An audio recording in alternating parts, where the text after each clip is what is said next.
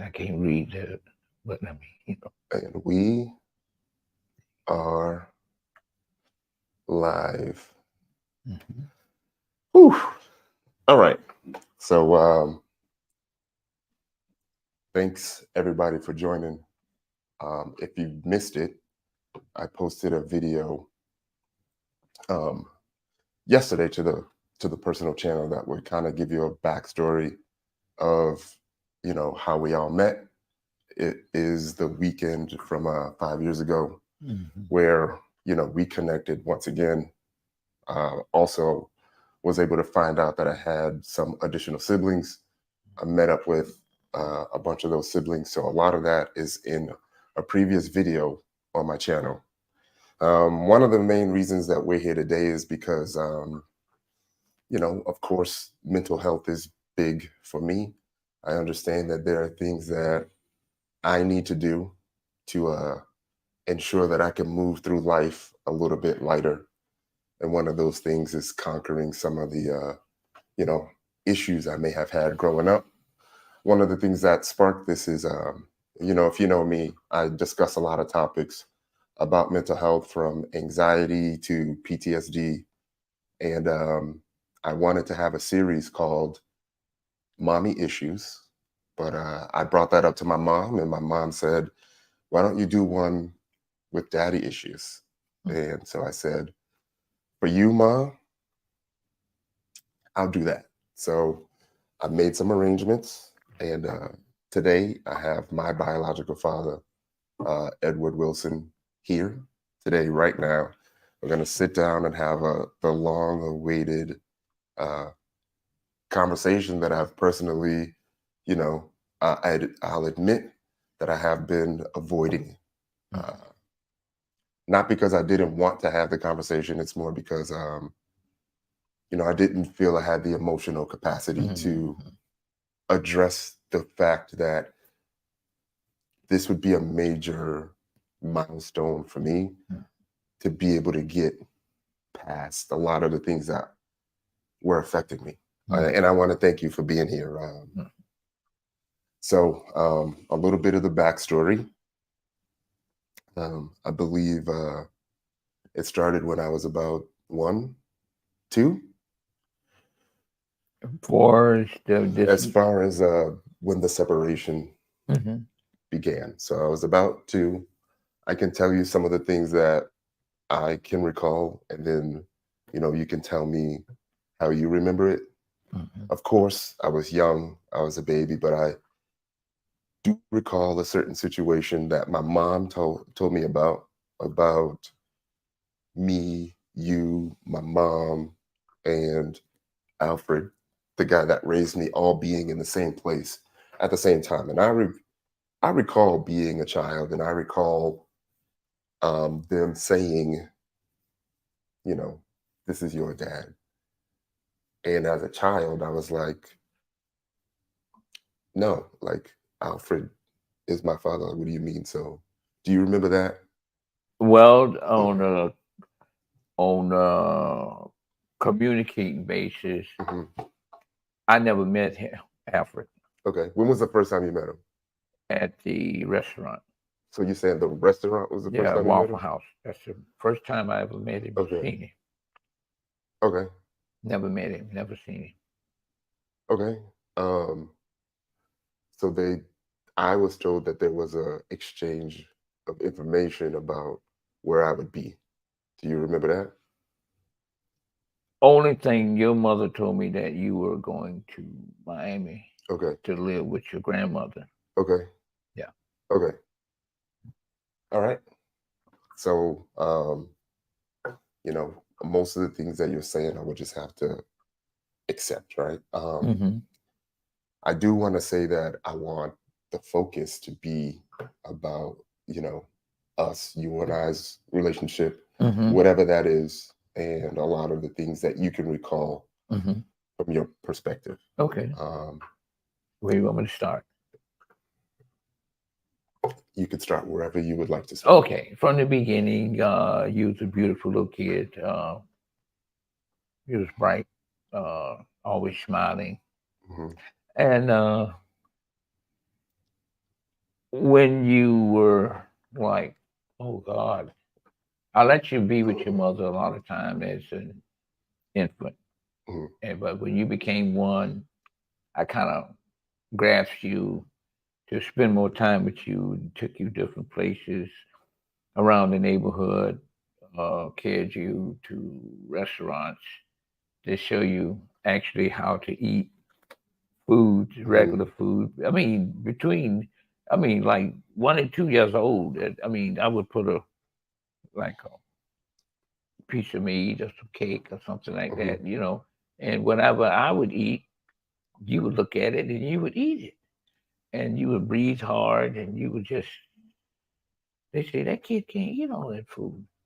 I said, I know he can't, but I'm trying to train him how to, be able to know what he can and cannot do.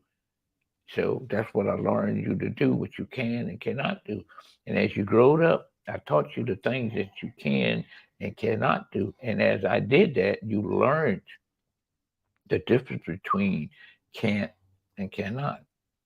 And as a kid today, I see that you learn what you can and cannot do.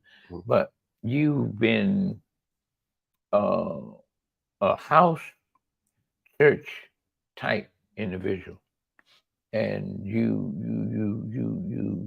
I mean, you was outstanding. You wouldn't, uh, like some kids, they go into the world stage. You wasn't like that, even at your young age. But it was kind of lonesome because you're looking for other people to be around you, other kids to be around you. Like some households have a lot of sisters and brothers and things, but you wasn't in that environment, so you had to learn to adjust in that environment. And I took you to uh, a church residence that was more like a family to me. They called the Colemans, Mhm. and it was in Savannah, Stone Avenue, and they took you to themselves as part of their family, even when you was 2 years old. Mhm. And they like had fun with you. They let you play with toys, and we sang songs when you was a little kid, and they would let you just be in the house with the grandmother, and grandmother would ask you Mhm. things, what you like to eat. You couldn't name it, but whatever she put on the table, Mhm. you would eat. So the eating part come out that they gave you a nickname, and your nickname was Puff and Stuff because Okay. your stomach was big, Mhm. and they always you was used to eating, and your stomach would get, they would just like growing, and Mhm. you would just, but you would smile. Yeah, and we had to get you to understand that when you see a lot of food, say no. When you see a small amount of food, say yes. Mhm.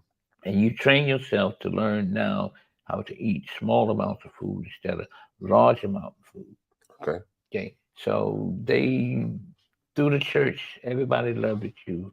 Mhm. They call you Ty. They call you Puff and Stuff. Everybody would call you Puff and Mhm. Stuff. That was your nickname, all through the stages of Savannah Church. Okay. Yeah. Um, Take me to the moments of, from when I was born to, the earliest parts that you can remember about my childhood and Okay. how that made you feel Well, emotionally. I felt proud. I was there. I felt proud of having you, Mhm. as my son. Me and mom, we never had no arguments, no, just misunderstanding or nothing Mhm. like that. And I always wanted to just be there for you. Mhm. Uh, and it got to a point where uh, work and job stuff came a little difficulty where I became non-supportive to you, and your mom were trying to make up some type of decision on getting support, and to keep me from going to jail or anything like that. Uh, the mom decided to. Her mother, Miss Dr. Wright, decided to move to Miami, Mhm. and she told your mother.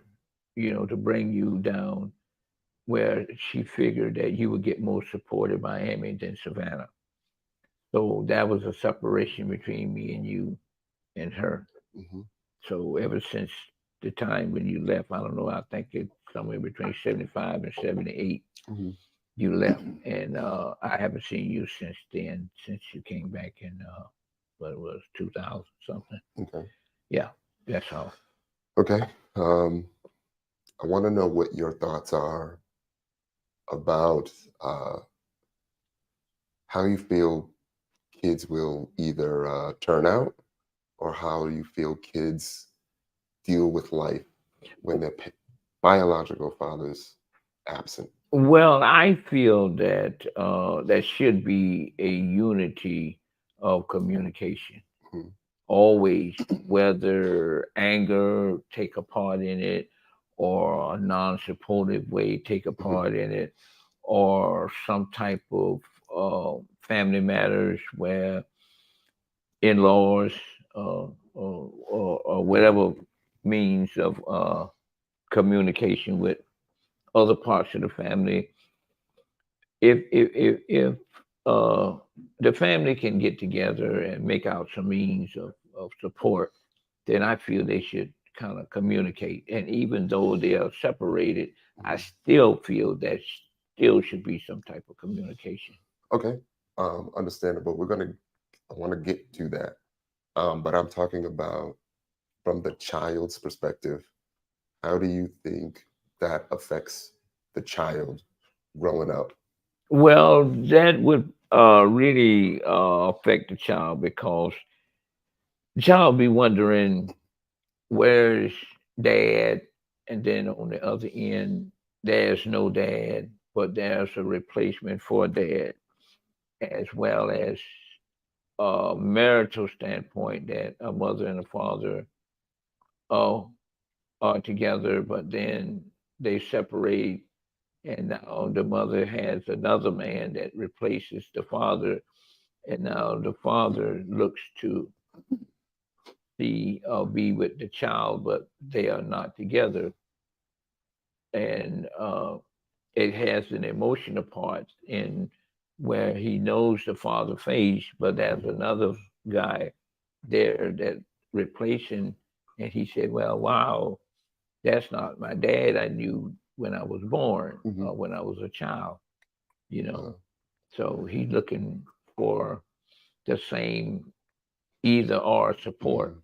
from the other dad, as well as the dad that he had. But when the first dad was there, his eyes were looking for that dad, and I know it hurts him to continue to wonder, where is he, or why he don't show up, or why can't I be with him or Mhm. spend time with him, and things of that nature. You know. Yeah. In my case, you had a pretty good feeling that I did have a father figure in place, Mm-hmm. because I had told you that when we ended up getting together. Maybe what was the first time? Maybe 10 years ago, Yeah. maybe. Yeah. But what I'm saying is, after that, 1 year of absence, 2 years of absence, Mm-hmm. you really there's really no telling Mm-hmm. who is in my life Right. at that point. So, my question is, like, in those moments, if we haven't spoken for 3 or 4 or 5 years, at this point, I'm probably 7, 8 years old. Mm-hmm. What is going through your head at this point about, your son that's out there? Yeah, well, I was concerned about how you being taken care of, who you were involved with during your school days, and things. Wondering whether you was getting into some activities. Hmm. And then again, my concern was whether you were going to be in church or be out into the street life, like kids, Hmm. mischievous kids are, that get into harm and danger Hmm. and things. But I kept praying that God would keep his hands upon you and angels watching over you, where you wouldn't have to be going to jail and get into Mhm. fights and arguments and things like other kids were doing because they were without their parents. Mhm. And some parents, they influence the child to do things wrong, you know, and I don't feel that certain things should get involved because my daddy didn't tell me to do this, so why you are telling me to do that? Mhm. And that meant if I was with my real daddy, then I wouldn't be doing this and I wouldn't be doing that with my other daddy. Mhm. So with mothers and fathers, the children go through a thin line between love and hate. I put it in that manner, and I feel that love conquers all. That's the way I feel. Love conquers all, and that should, even without intimacy or the support or the companionship of the two parents, they shouldn't separate the kids from the parents. I felt that they should say, well, with or without the child supportive type Mhm. issue, I feel that they should just see each other, meet each other, be together with each other, even though they're separated, but not to keep them abandoned and neglected or away from one another. That would put the child in a darkness Do you aspect. do you feel like I was purposely being kept away from you? Because of a supportive way, yes, but I still felt like there were going to be times when an individual on a female status may feel that if I can find support somewhere else to support my child, yes, Mhm. I would do that. Okay. I feel like that's understandable. I would think most people would want the best for Hmm. their Yeah, I kids. agree with that too. And you mentioned that that you had ran into some troubles. Hmm. So of course, the other option is to look for some support. Hmm. Um, Another question: what was your vision for me as an adult when I was a child? Well, I just wanted to see you grow up as a child, Mhm. not childlike, but grow up as a child. Mhm. Or do things that a child are supposed to do and not be fight against uh, life like some kids uh, slips away from parenthood and not be obedient Mhm. to their fathers and their mothers, and they go out and they do things unseemingly as that children does, which is today, Okay. and that will bring you into violence and juvenile sequences and jail and you know. Mhm. What was life? What was life like after me when it comes to family and additional children? Well, it wasn't too good. Being really without you, I had to deal with other matters, you know. So I had to find some obstacles to, like most parents do. They try to find people, places, and things to Hmm. replace that. To say, well, I can't be with this child. I'll try to get another child. So you go into these things, and now you get into relationships, and relationships bring on intimate ways of having, how you say, intercourses with the Hmm. male and females, and other kids pops up, and on and on and on. But it's not like that first love that you first had. Okay. You know, that's that's what I'm So I spent some time with my other brother Ed saying. last night, Mm-hmm. and we were both going through what we know, and Mm-hmm. we discovered that my mom and Ed's mom Mm-hmm. lived in the same building, Mm-hmm. and Ed and I are only a few months apart. Mm-hmm. So, what's the backstory on that? Well, between the time Ed mom and your mom, you all guys were, like I said, in Park Avenue Lane. That's where I can remember. Okay.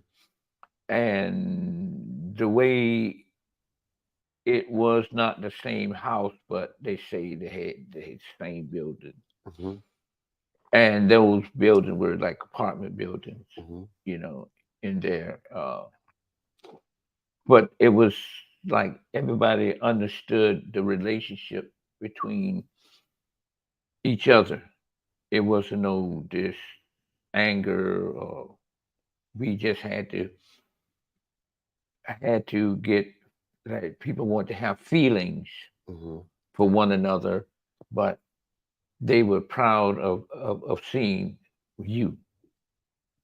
Okay. And once everybody got used to you, your mama felt like she wanted to take you somewhere. And I met Lynn, and Lynn wanted to spend time with me, and we got into the same situation with Lynn that I had with you. Hmm. And when we got into that type of relationship, it got into a controversial issue about getting married. Hmm. I wanted to marry your mother, but she felt that I wasn't ready to marry her because of financial status, and support. But I had to go through, oh man, a lot, you know, to deal with the two. So one had to make the decision on whether I should marry Lynn and still be with your mama, or be with your mama and don't marry Lynn. Okay. So, after me, there was, three boys and a girl Yeah. after me. Hmm. Um, so that's four children all in a row, same woman. Hmm. How do you feel that affected your desire to find me? Well, what I really wanted to not even go to the four, I wanted to stay with the one, but I wanted to be with your mother.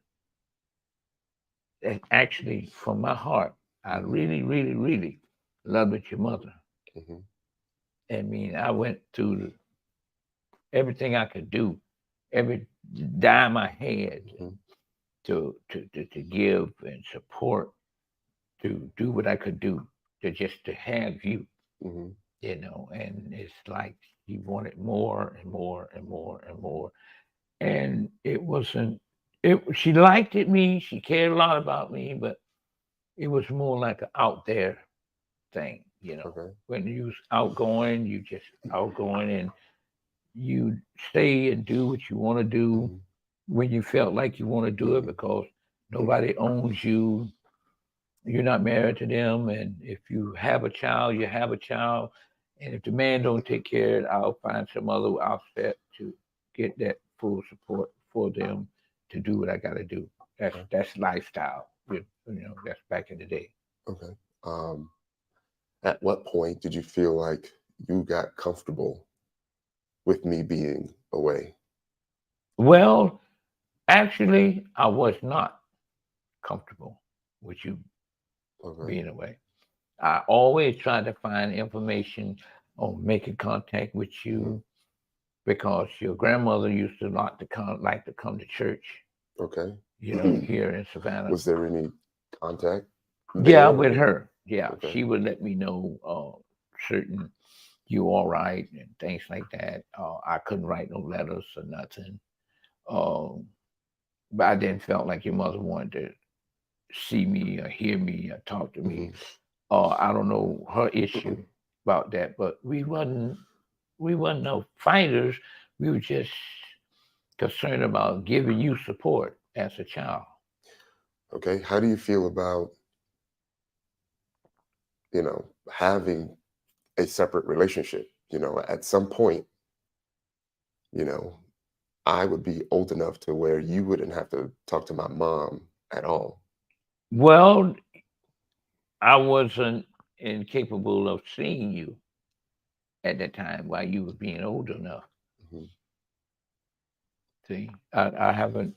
After you left, I think you were about 2, 3, if I can remember, somewhere up in there. mhm, Uh, then I lost contact on you, so I didn't know what your mother was going to do with you.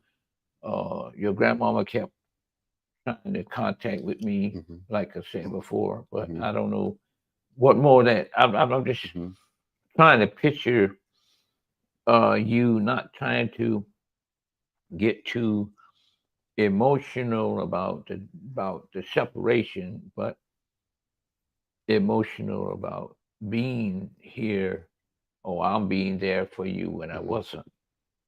Yeah. So, you know, uh, since you started talking about emotions, there's some things I'm gonna disclose. Mm-hmm.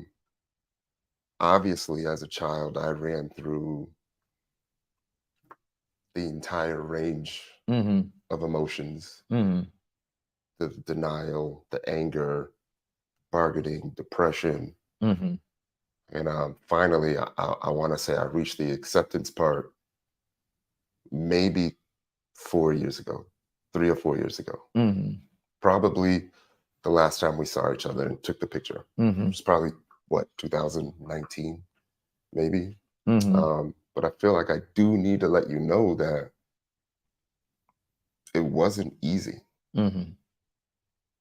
I had a really deep longing to uh, to find you. Mm-hmm. Eventually, it got to a point where I just wanted to see you, look at you, Mm-hmm. and then never really talk to you again. Mm-hmm. And it felt like that almost happened. Mm-hmm. There was a lot of times where I was angry. Mm-hmm. Um, I wanted to know if I had any other siblings. I wanted to know about uncles, aunts. Mm-hmm. I wanted to be able to have conversations, Mm-hmm. you know, Mm-hmm. and all those things that I feel a child Mm-hmm. deserves. Right. And I didn't get that from you. Mm-hmm. Over time, Mm-hmm. um, I actually created an alter ego for myself Mm-hmm. to provide what you were lacking, which was the validation that I Mm-hmm. am good enough, the self love. Mm-hmm. And, I needed to get to a point where if someone told me they loved me, Mm-hmm. that I would believe it. Mm-hmm. Because for the longest time, I didn't.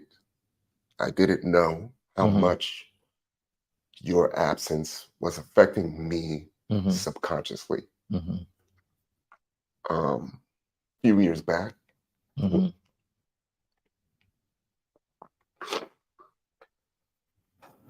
I went on this journey. Um, this journey for love, and I felt like Mm-hmm. at that point that was the last thing I needed to figure out in life. So I took it very serious. Mm-hmm. Um, I had a couple death scares during COVID, and come to find out, it was just anxiety. I was having anxiety attacks, Mm-hmm. and that made me really evaluate my life.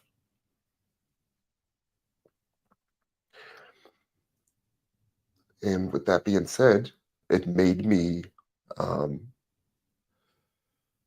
want to close out all of the things that were affecting me subconsciously. Um, but I didn't want to do it with help. I wanted to do it all on my own so I could truly understand me and myself. Mm-hmm. I feel like I've gotten there with me being emotional. It's not because of the bond. Do you know what I mean? I feel Mm-hmm. like I've always had a father figure. Mm-hmm. I think it's more of the time Mm-hmm. that was lost. Mm-hmm. And also, um, me not uh, putting the effort in Mm-hmm. to figure all of this out about me earlier in life. And also, my ability to forgive myself. Mm-hmm. But what effort did you try to do to contact me when you was a kid? You want me to be honest? I didn't want to Why? because, one, I'm a child, you know? Mm-hmm. I'm a child. Mm-hmm. As a child, the longer you go through life looking, and not finding, eventually you're going to give up and be like, that person obviously doesn't want me. Mm-hmm. That person is the adult. And then all of these things go through your head like, why isn't that person finding me? That Okay. person knows my uncles, they know my family members. Mm-hmm. You could do some research, you can call the cops. Mm-hmm. And those things made me the father I am. There's nothing in life that would keep me from my daughter or allowing my daughter Mm-hmm. to know that I'm available whenever she wants me to be Oh, okay. available. But did your mom mention anything about you should try to find your dad? My mom has never kept me away from you, never said anything negative about you. Mm-hmm. Every question I've ever asked about you, my mom has always told me truthfully. Mm-hmm. Um, we've tried to locate you multiple times. Um, and I'll tell you how we found you. I had a cousin, and him and I were going through the Florida inmate search, Mm-hmm. and we were looking at some of the friends that we grew up with, checking out their rap sheets, seeing what they look like. And then finally it dawned on me to check Georgia. Mm-hmm. And then that's how I found your inmate record. And I pointed out the picture, told my mom, hey, is this him? And she was like, yeah, Mm-hmm. that's him. So the only thing that we had was a point of contact or a last known address from Mm-hmm. that record. And we Okay. came down to Savannah. Okay. And even my mom and I, anytime we would come through Savannah, we would go through all of the different places that she remembered um, with the hopes of finding something. Um, I felt like we got close Mm-hmm. one time, but it happened to be a lady who said her husband's name is Edward Wilson, Mm-hmm. but Yeah. apparently uh, he was your cellmate, Right. from what I Mm-hmm. understand. Mm-hmm. You had a cellmate with the same name. Mm-hmm. Um, so I hope I answered your question. Um, that was part of the whole process of me trying to overcome it. Mm-hmm. Admittedly, I was in denial for a long time about wanting to find you. Mm-hmm. And it was more because I was angry. I was Mm-hmm. subconsciously uh, torn. I Mm-hmm. was I was down bad and I didn't know it, you Mm-hmm. know. I created a whole alter ego when I was Mm-hmm. like 18, 19 years old. Mm-hmm. That guy was super confident. there's nothing that guy couldn't do. Everybody loved him. Everybody loved him. But I had to realize that that guy, although he was me, it wasn't real. It was just masking my pain. And in order for me to have a halfway decent relationship, in order for me to change the trajectory of my family and everyone behind me, I have to do some of the things that are very difficult. And that is having conversations like this. Felt like there might have been a little bit of divine intervention for how we did meet that one time 10 years ago. I was gonna make copies of pictures that I had of you, and I was gonna take them through the neighborhood to see who else would know you. Gonna find out the lady at the Eckerd Drug looked down at my pictures and said, I know him.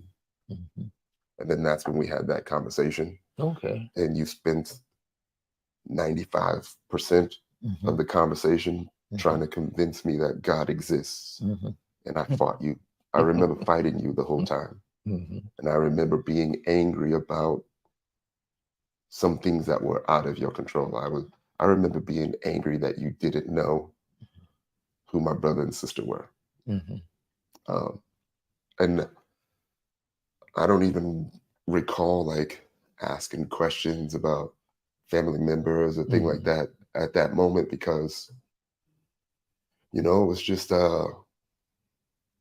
30 plus years of wondering. And now you're standing right there in front of me.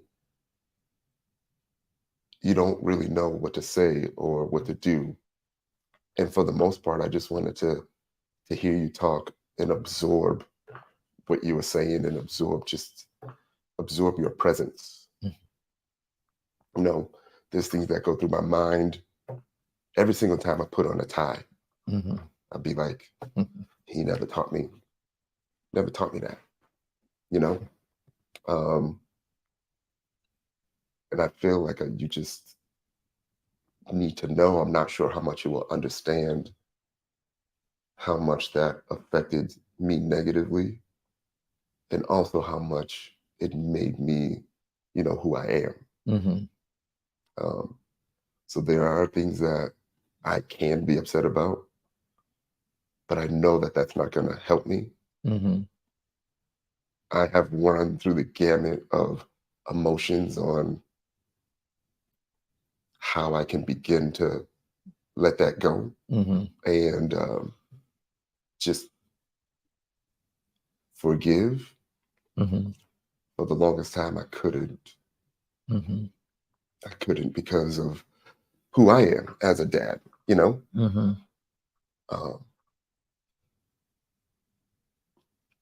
And this is going to be hard, and we'll continue to talk, but, you know, for my own health and trajectory of myself and, you know, my kids, I do forgive you. I have moved on, you know? I have accepted what has happened. And I feel like at this point, I would prefer to not waste any more time, you know? You have a granddaughter, she's gorgeous. I have other siblings.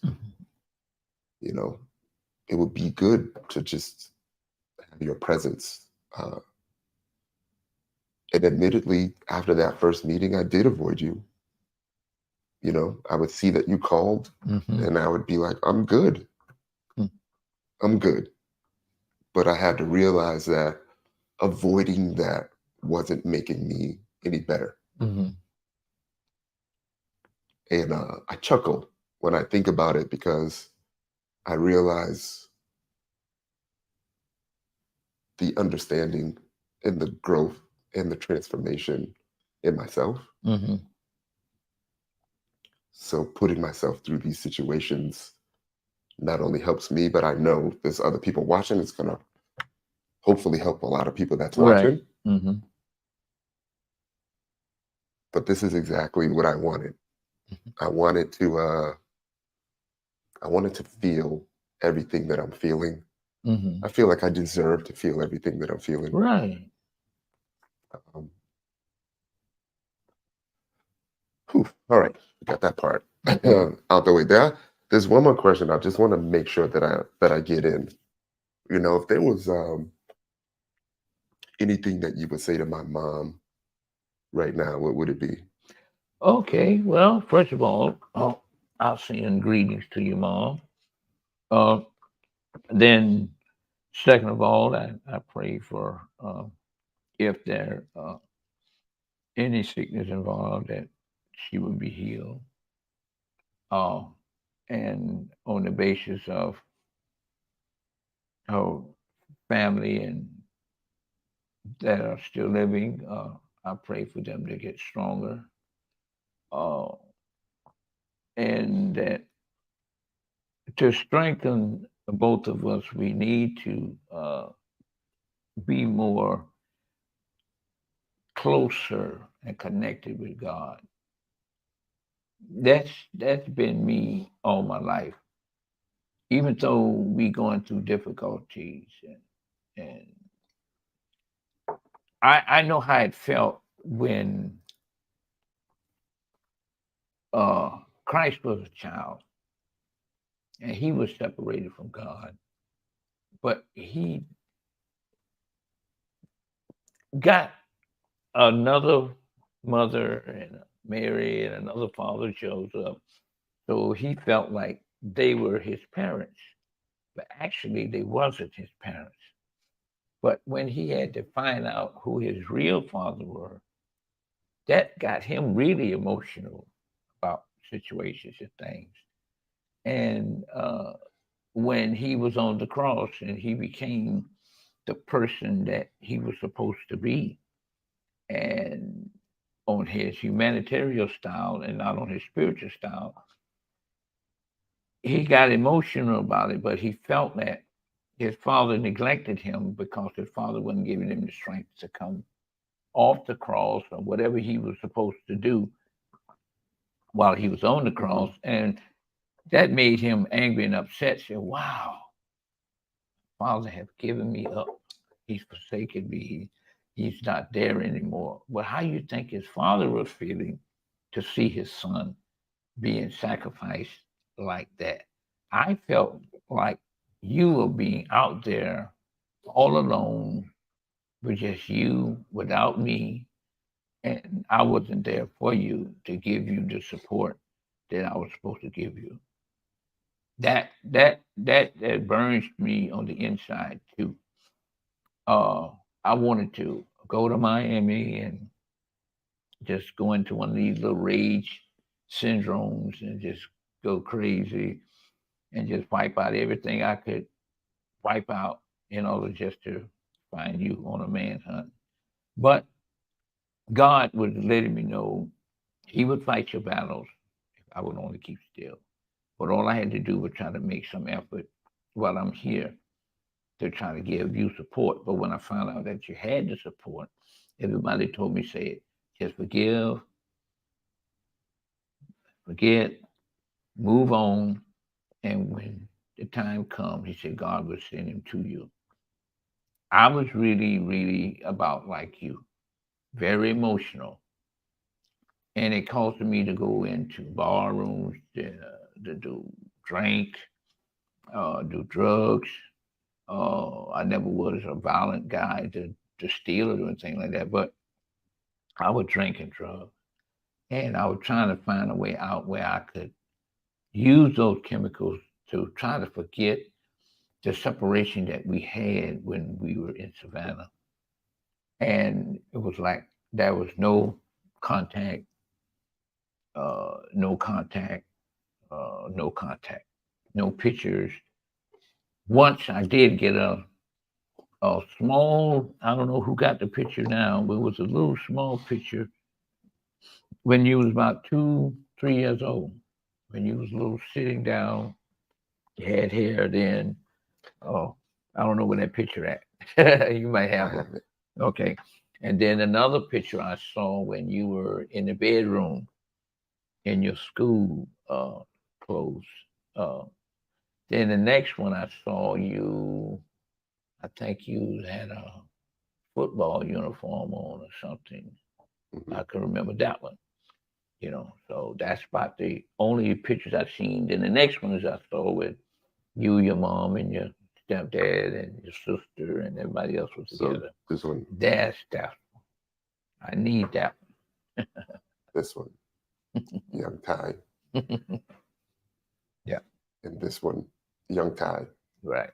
So I need those pictures. Yeah. If you send them to me, and I appreciate it. Do you have any regrets? Oh. Oh no. Well, I'll say on the part with me, I used to be a hard-hardened type guy, but I learned to forgive. I forgive myself for not being there for you at the very first end of having your mother to separate you from me and take you somewhere else. Okay, that part, and the part that I didn't blame her for not really, I'll say,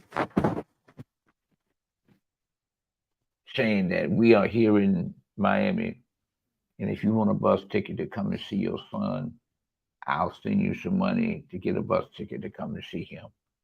Like that. We didn't make no contact that way, but old man, I desired to come. As far as I could have got was Jacksonville. But one thing I did remember, 109th Street. If I can remember no other address, I remember that 109th Street in Miami. I desired to come there. To see my Mama Dorothy and everybody else. But Okay. yeah, but all I can say is that my love for you, your mother, your family, you know, I still don't have no uh, negativity against none of them. Your stepdad, I still My show, father. I'll say, I can't say it out. I can't hear it out loud. I can't say it out loud. Yeah, He's been there. Okay, but I give a shout out to him for being there, for me, Okay. and for you. Okay. That's about it as far as me, But like I say, I still have love for everybody. Forgive everybody for the right and wrong that went through in life. But I'll say it don't stop. It continues to go on with love, care, forgiveness, unity, fellowship, communication. I'll say association. I'll say dedication.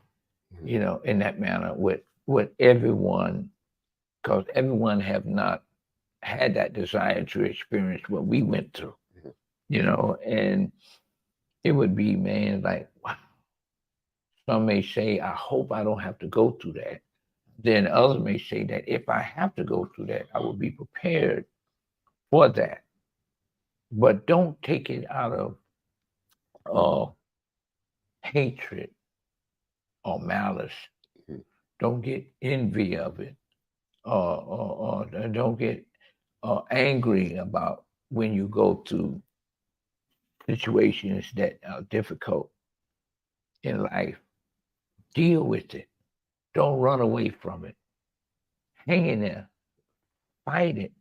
But allow the higher power that I call Jesus Christ, God, and the Holy Spirit to fight the battles for you.